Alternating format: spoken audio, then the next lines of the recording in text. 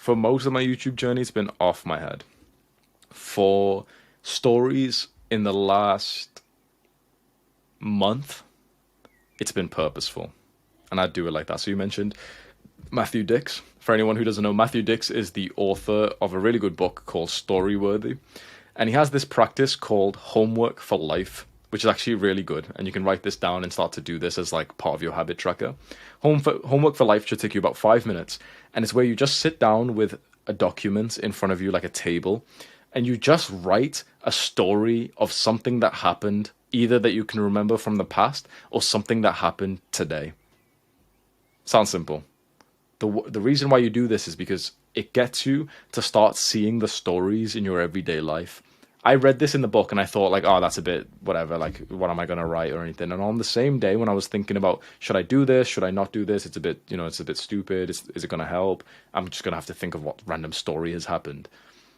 On the same day, I ended up writing a really wholesome one, which was that I just woke up and I was in work mode, but my girl was next to me, and then she could feel that I was kind of like rushing to like get her out of my house so that she can go back home and I can focus on work. And I could tell that she was feeling, a tiny bit neglected.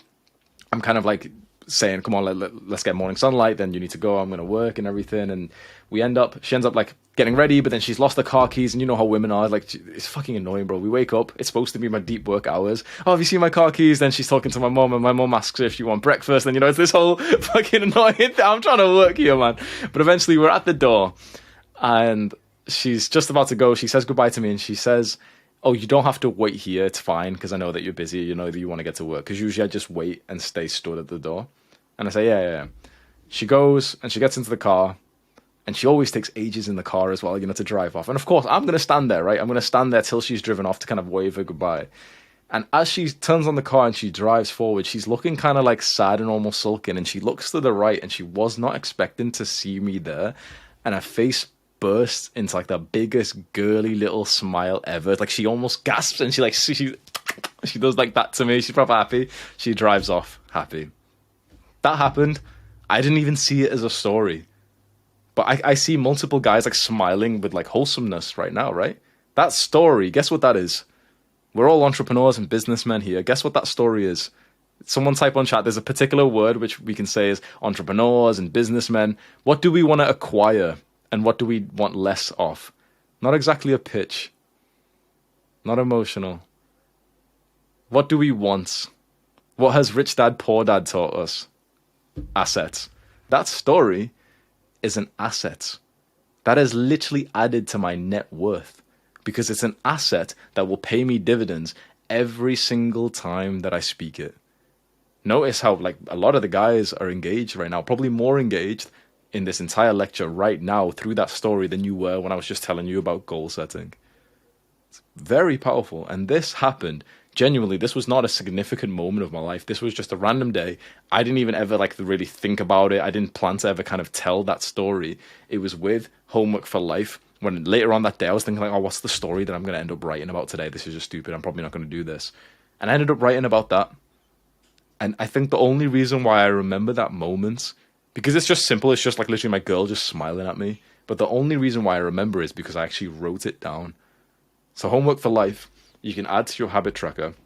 It's where every single day you just try to get a story from what happened today. It could be literally you writing, Hamza told me about Homework for Life. That could be it.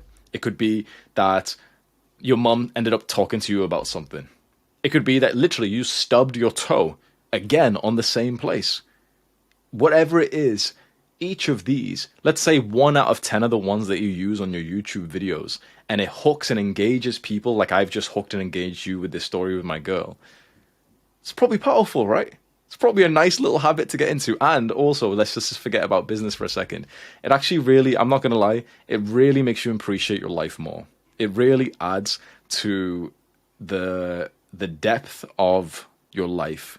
As you get older, but now that we're all like 20 years old on average, it's every year is kind of insignificant for us. Every month kind of goes a lot faster now than it did 10 years ago. And so especially with the grind of self-improvement routine, like a month is just the same. We do the same things at the same time.